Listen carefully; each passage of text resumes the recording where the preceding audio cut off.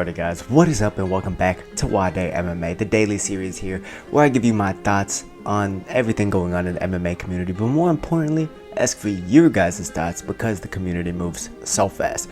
We react to fight news, we react to fight announcement, pre and post fight breakdowns, so that, you know, y'all are following along and y'all get a good in-depth analysis on what's going on between these fighters, right? So today we're going to be talking about UFC 289 with Amanda Nunes taking on Irene Aldana. Irene Aldana is another member from Team Lobo, another member from the Mexican MMA community, looking to get another strap to join Yair Rodriguez, Brandon Moreno, and Alexa Grasso.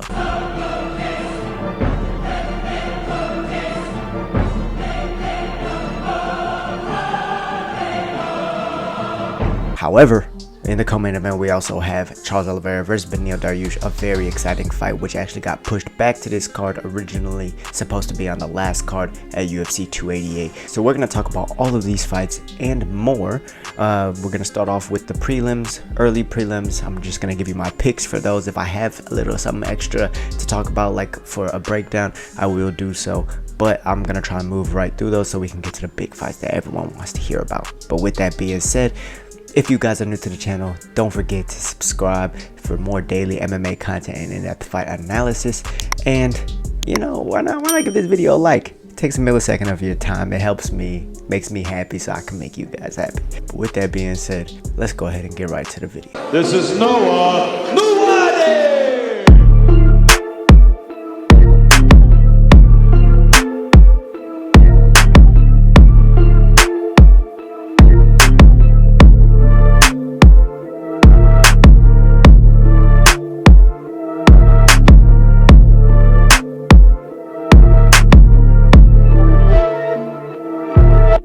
Alrighty guys, so on the early prelims we have David Dvorak versus Stefan Erceg. I'm taking David Dvorak on this. He has just more experience. I thought that he could be a contender in this flyweight division right up until he lost to Matheus Nicolau. So he's trying to get back. He lost to Manel Kape as well, but if he loses this one, then it's out of the UFC for most likely. So backs a little bit against the wall in this one, and I think he's gonna be able to pull this one out. In Maria Oliveira versus Diana Belbita, I'm taking Diana Belbita. I think that she's fought the better fighters for the most part, and I just like her style more. She seems a little bit more crisp, a little bit more experienced, and I think that's going to be the deciding factor for her. Now, on to the prelims. We have Blake Bilder versus Kyle Nelson, and I think that this is going to be a scrap because both of these guys like to come forward. Both of these guys like to throw hard shots right off the bat. Bilder's a lot more of a wrestler and a grappler. He only has one finish by TKO. Nelson, on the other hand, is a bit more of a kickboxer. He likes to keep it on the feet a little bit more. He does have some ground game, but that's where his losses come from, where he's being controlled on the ground or getting submitted. So I think he'll want to keep this one on the feet. It's going to be tough going against Blake Bilder, but I think Bilder, he likes to pressure so much that he opens himself up a lot, and I think that Kyle will be able to get this one done. However, Blake Bilder is tough, so I wouldn't be surprised to see this one go the distance. If y'all are making any bets, maybe a full card parlay or something, I'd bet on this one taking the over. In the next matchup, Keelan Iori versus Ayman Zahabi. I'm gonna be taking Ayman Zahabi. He trains with Faraz Zahabi. I believe they are relatives, and he's going against the Mongolian murderer in Iori. However, I think Aoi, even though he is good and he is aggressive and a finisher at that, the Zahabis just have an awareness about them to where he's 2-0 in the last 2 years, right? He's not very active, but when he does take a fight, he prepares very well, and he does a lot of game planning and research for his opponent. So I think that the Zahabi minds will be able to get this one done. Next, we have Miranda Maverick versus Jasmine Jadavusius, or Jadavusius. It's hard to pronounce that last name, but I'm gonna be taking Miranda Maverick. Jasmine does have that pressure forward style to where she's going to be walking forward the whole time, trying to wrestle, trying to cage grapple, trying to get Miranda Maverick down. However, Miranda Maverick is no slouch off her back. She has a few submission wins. She submitted Victoria Leonardo. She was able to do very well against Erin Blanchfield, even though she lost that fight by unanimous decision. She's never really getting finished when she gets taken down. However, Jasmine Judavizio, she could grind this one out, but I'm taking Miranda Maverick. I think she's on a little streak right now. She's kind of finding her stride in the UFC, and I think that's going to be a big deal for her. Now, Nassourdine Imavov versus Chris Curtis. Now, this is a bit of an interesting one because Chris Curtis has really good takedown defense. Nassourdine Imavov has really good grappling, but he also has really good striking. He's known as the sniper for a reason. He's a striker. He's a striker. He likes to pop shot. He doesn't throw many combinations together. He really likes to throw the backhand first and then to follow up with the lead hook after that. And that's kind of the style he likes to play. He likes to let his opponent get into a false sense of security before he goes ahead and pops him with that shot. So I think that this is more of a boxer versus pop shotter in a way. Chris Curtis likes to add up on the combinations. He likes to dig to the body. He likes to he prefers round punches over straight punches, which I think could be dangerous for him in this fight. He did just suffer that headbutt against Kelvin Gastelum, and it's a little bit not the same situation as Jared Gordon and Bobby Green, to where Jared Gordon was trying to fight so soon afterwards, but he did suffer a little bit of damage in that Kelvin Gastelum fight. I think he is trying to get this one back, but that could cost him against a guy like Nassourdine Imavov, who had that scrap with Sean Strickland and is looking to get back into the win column. However, Chris Curtis and Sean Strickland, they train together. Sean Strickland is probably going to be in his corner, and with that kind of advantage, with that kind of knowledge on your side, I'm going to be having to take Chris Curtis. Now, like I said, straight punches do beat round punches, but I don't like the fact that Nassourdine Imavov doesn't add up on the combinations. I don't like the fact that he's too easily led into a slugfest or too easily cowers away, right? He's kind of easily manipulated in that cage from the last time I saw him out against Sean Strickland. But could he have gotten better? Could he have fixed those mistakes? Yes. Does he still have the wrestling background? Yes. But Chris Curtis is the wrestler killer. Nobody is really able to ever wrestle him and take him down and keep him down successfully, which is why I have Chris Curtis winning this fight. However, Nassourdine Imavov does have the youth advantage, so he will probably be looking to bring it on in the later rounds. However, I think Chris Curtis has never suffered from a lack of a gas tank. He usually himself brings it on in the last couple of rounds. I think his boxing is going to make a big difference in this fight. I just hope that he's healthy, taking this fight with a good mind beneath him, and I think him and Sean Strickland are going to be able to get this one done. Sean's already beat him. He has the knowledge, he has the advice. He beat him on short notice too. This is going to be an interesting one. Alright guys, let's go ahead and take a break.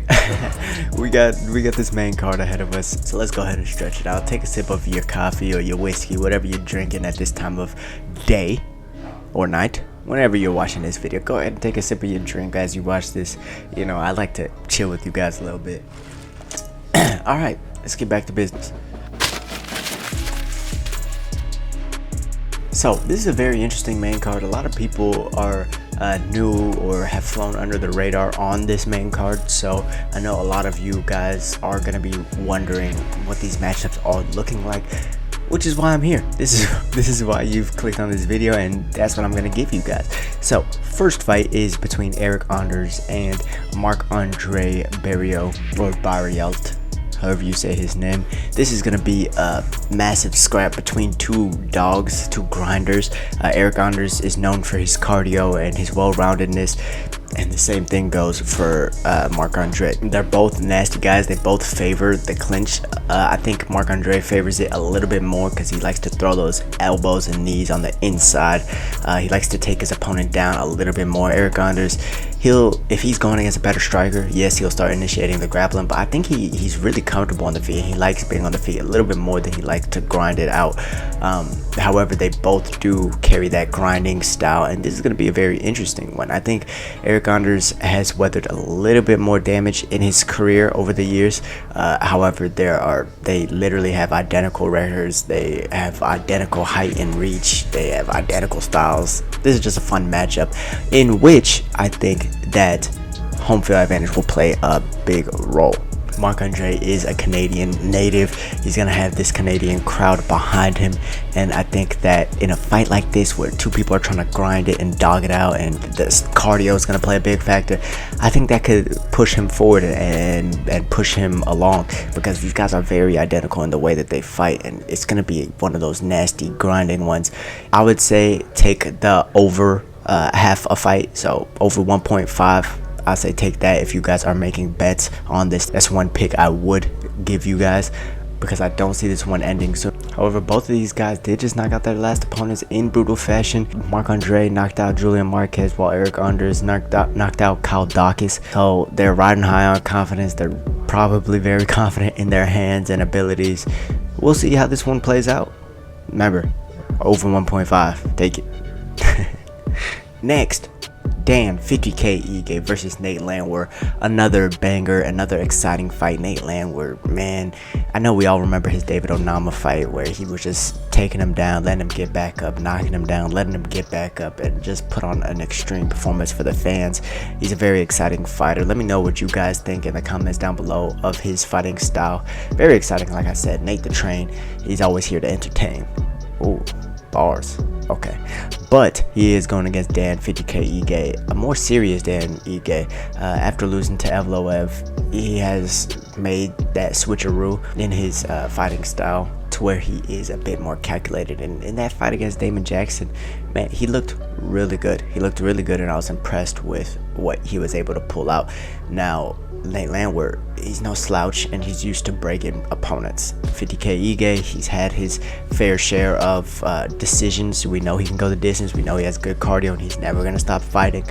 And we also know he can end the fight early. I think that Ige is the more sharper fighter. I think that Nate Landwehr he relies a little bit more on his toughness. Ige has the youth advantage. I'm taking 50K Ige in this one. Nate Landwehr is on a bit of a run. Nate the Train's a very exciting fighter. However, don't let that fool you guys. 50K Ige is the real deal. If Nate Landwehr can get past him, I think that's going to show leaps in his abilities, and he's going to be carrying a lot of momentum going into that top 5. 50K Ige is a hard stop. I'm taking Dan Ige on this one. Next and second to last, Adam Fugitt, or Fugitt as some people call him, versus Mike Malott. Mike Malott he's a grappler, right? He's kind of stiff and hesitant on the feet a little bit, but every time he locks onto a submission, he knows that he has it, right? His guillotine is very nasty. His wrestling is very good. His ground game, he has really good control, and he's really good about wearing his opponents out before he goes for the submissions. But he's constantly looking for the submission when he's on the ground, and I think that's very important going into this fight. However, Adam Fugitt is not an easy guy to take down. He's very awkward in the fact that his head looks like it's right in front of you. Sometimes he's there for the right cross, but that he's very good about pressuring people with his kicks. He's constantly sticking them out, whether it's the push kick, which he has that's really nasty, or his body or leg roundhouse kicks, constantly kicking, and then he'll set you up for his hands later on in the fight. But will those kicks get him in trouble against Mike Malott? Will Mike Malott look to be catching these kicks? Will he look to throw kicks against Mike Malott, or strictly rely on his hands? I don't think his hands are as good as when he is using his kicks and hands together. So hopefully he is going to be looking to chop Mike Malott down in the earlier rounds. Maybe even take it off, like the first round, keep it slow, chop him down so that he can't wrestle you in the later rounds. But we'll see how that one goes. If I had to pick a winner in that one, I'm choosing Adam Fugitt just because of his constant forward pressure, and he's gonna be trying to wear this guy down. And Mike Malott is very hesitant on the feet. He doesn't look very comfortable there. He looks like he really is begging for someone to either initiate the takedown, or he's gonna initiate it himself. So I'm gonna be taking Adam Fugitt on this one.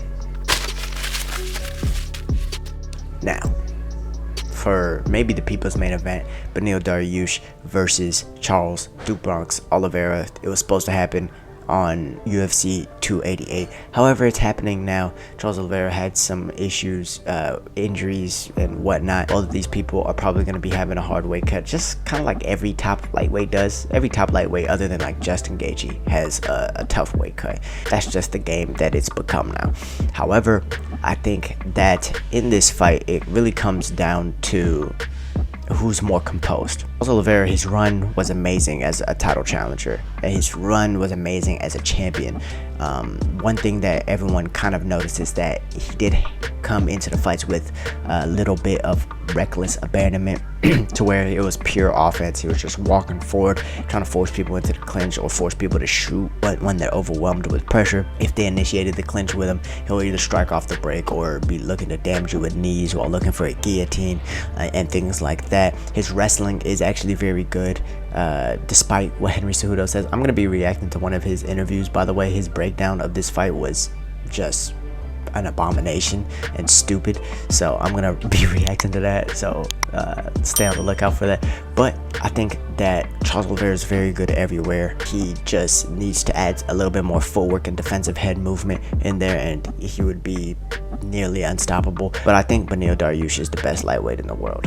I think him and Islam Makhachev are the two best lightweights in the world, and I think that his ADCC background and his fundamentals on the ground will nullify any guard that Charles Oliveira is trying to play. I think that he's not going to really play too long in Charles Oliveira's guard. He has confidence that his ground game is a lot better than Charles Oliveira's, even though Oliveira is a 3-stripe or 3rd-degree black belt. Very dangerous to play with him on the ground, but I think that if there's anyone who can do it, it's Beneil Dariush. Islam was able to submit him, but that was after he got rocked a couple times, right? So he wasn't all the way there, and he kind of was opportunistic with that submission. When he was in Charles Oliveira's guard, he had a very hard time trying to pass or actually land any damaging shots. I think that's a misconception that a lot of people had about that fight. Islam didn't dominate him on the ground.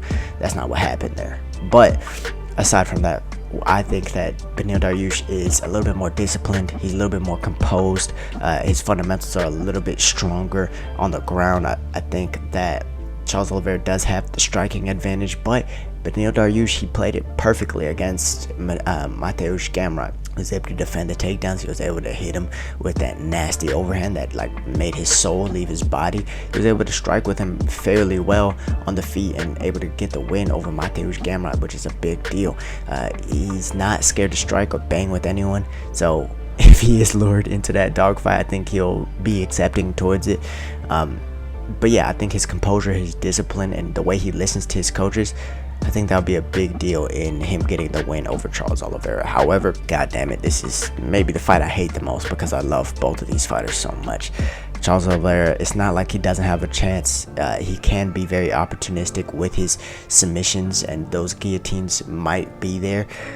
But does he take the chance on jumping on a submission with a guy like Beneil Dariush ending up on top of him? Be a bad decision. We'll see how that one goes. I got Beneil Dariush. Now, main event, Amanda Nunes versus Irene Aldana. A lot of people are writing off Irene because she's lost in the past, right? But guys, I've said it before and I'm going to say it again. Don't ever doubt Team Lobo.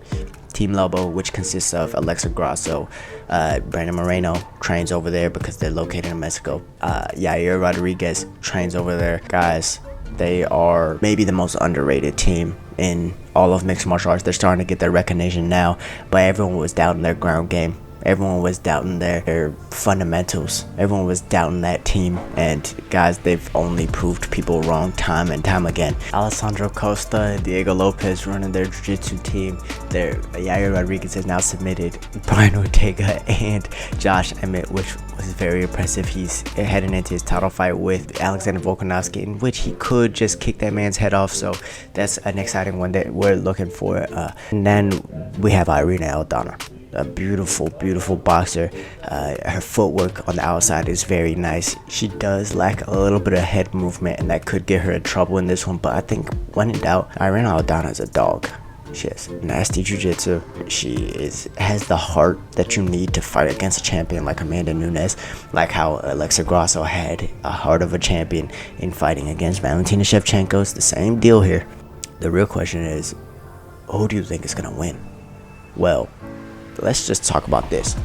The couple times we've seen Amanda Nunes have trouble is when she's going against a girl like this. A dog who is also good with her hands. Does this remind you of something who has a good ground game? Juliana Pena, good with her hands, has a good ground game, well coached on the ground. Amanda Nunes had trouble. Valentina Shevchenko, good with her hands, well versed on the ground, but she was the smaller fighter in that fight, and Amanda Nunes was able to take her down and nullify her, but she also had trouble with her. Kazangano, wrestler, good ground game, tough as nails, had trouble with her. These are the kind of fights that Amanda Nunes does struggle with a little bit. Can she catch her? Can she clip her and end it early? Yes. The longer this fight goes, though, Irene Aldana has a better chance.